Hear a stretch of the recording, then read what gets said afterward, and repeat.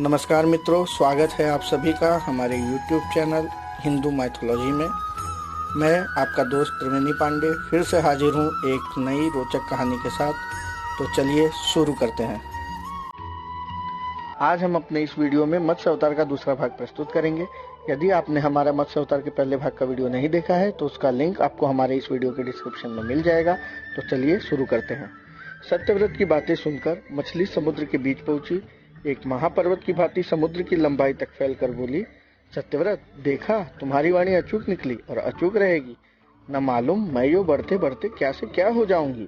सत्यव्रत ने हाथ जोड़कर प्रणाम किया और उसकी स्तुति करने लगा। मत्स्य अवतार वाले हे नारायण, आप रक्षा की मांग करने आए और मेरी रक्षा करने के लिए आपने मत्स्य अवतार लिया। आप मत्स्य के रूप में अवतरित लीला मानुष स्वरूप है। आपकी लीलाओं को समझने की ताकत मेरे अंदर कहाँ है? इसके जवाब में मत्स्य अवतार में रहने वाले विष्णु ने कहा, हे राजन, 7 दिनों के अंतर कल्पांत होने वाला है।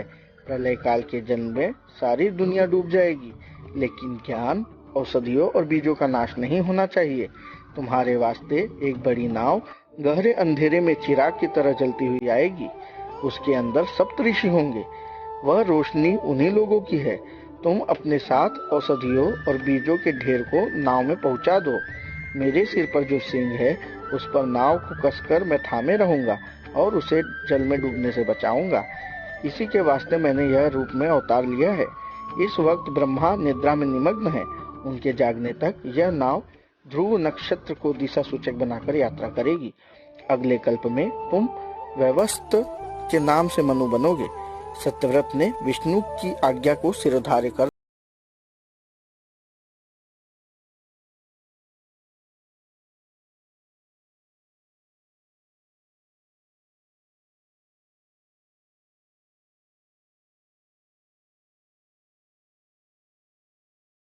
सोमकासुर समुद्र तल से ऊपर आया। फिर अचानक चमगादड़ की तरह ब्रह्मा के सत्यलोक में उड़कर चला गया।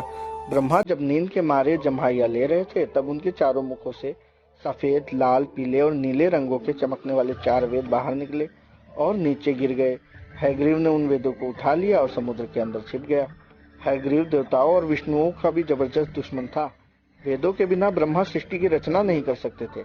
हर एक कल्प में विष्णु अच्छाई को बढ़ावा देकर उसका विकास करना चाहते थे। उनके इस संकल्प को बिगाड़ना ही हयग्रीव का लक्ष्य था।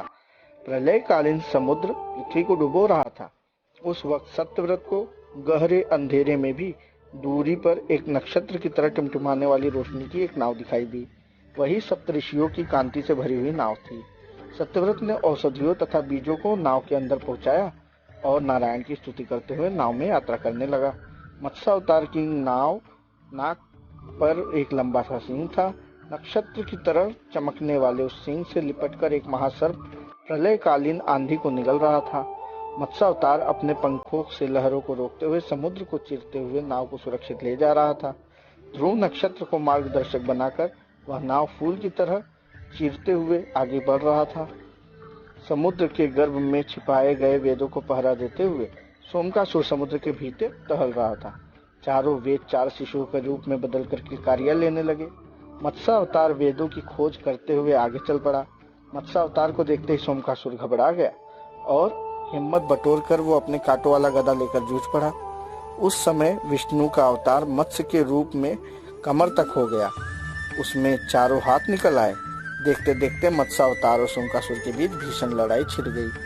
सोमकासुर समुद्र के तल में भागने लगा। इस पर विष्णु ने अपने चक्र से उसके टुकड़े टुकड़े कर दिए। विष्णु शिशुओं के रूप में स्थित वेदों को अपने बगल में चारों बगल में दबाकर ऊपर आ गए। वे चारों शिशु विष्णु के कंठहार में शोभा देने वाले कौस्तुभ मणि की तरह लग रहे थे और किलकारियां मार रहे थे। चारों बच्चे सफेद, लाल, पीले और नीले रंग की कांतियों से चमक रहे थे। विष्णु के हाथों में शंख और चक्र शोभायमान थे। विष्णु के मत्स्य अवतार को देख ऋषि और सत्यव्रत तन्मय होकर उनकी स्तुति करने लगे। प्रलय तांडव काल शांत हो गया। जहां जहां भूमि दिखाई देने लगी, नाव भी अपने लक्ष्य पर पहुंच गई। ब्रह्मा के लिए दिन और रात का समय बराबर था। उनकी निद्रा का समय पूरा होने को था। आसमान में प्रकाश की किरणें फूट गई। नया कल्प शुरू हो रहा था। सरस्वती देवी पहले ही जाग गई और उन्होंने अपनी वीणा से भूपाल राग आलाप दिया। ब्रह्मा जाग उठे। उन्हें लगा कि उनके चारों सिरों में कोई अशांति सी फैली हुई है। जब उन्होंने परख कर देखा तो वेद गायब थे। इसी चिंता में डूबे हुए ब्रह्मा जी कुछ परेशान से लग रहे थे। तभी विष्णु ने मत्स्य अवतार में प्रत्यक्ष होकर उनको वेद सौंप दिए। ब्रह्मा ने विष्णु के मत्स्य अवतार को जी भर कर देखा, तब अपने हाथ जोड़कर चारों मुखों से उनकी स्तुति करने लगे। हे नारायण, जो व्यक्ति आपके मत्स्य अवतार का ध्यान करता है उसकी सारी विपदाएं इस तरह से हट जाएंगी जैसे प्रलय के रूप में उपस्थित सारी विपदाएं दूर हो जाती हैं और उसका ज्ञान रूपी अंधकार भी मिट जाएगा।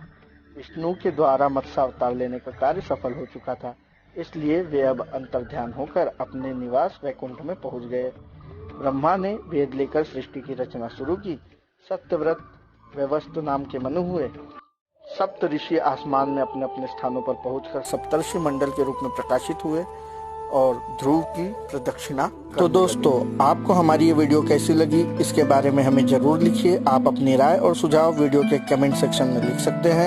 यदि अभी तक आपने हमारे चैनल को सब्सक्राइब नहीं किया है और आप हिंदू धर्म से जुड़े तथ्यों, लोक कथाओं और किंवदंतियों में रुचि रखते हैं तो आज ही चैनल के नीचे दिए सब्सक्राइब बटन को दबाकर हमारे चैनल को सब्सक्राइब करें और बेल आइकन को दबाना ना भूलें, जिससे हमारी हर वीडियो की जानकारी आपको सबसे पहले मिल सके। धन्यवाद।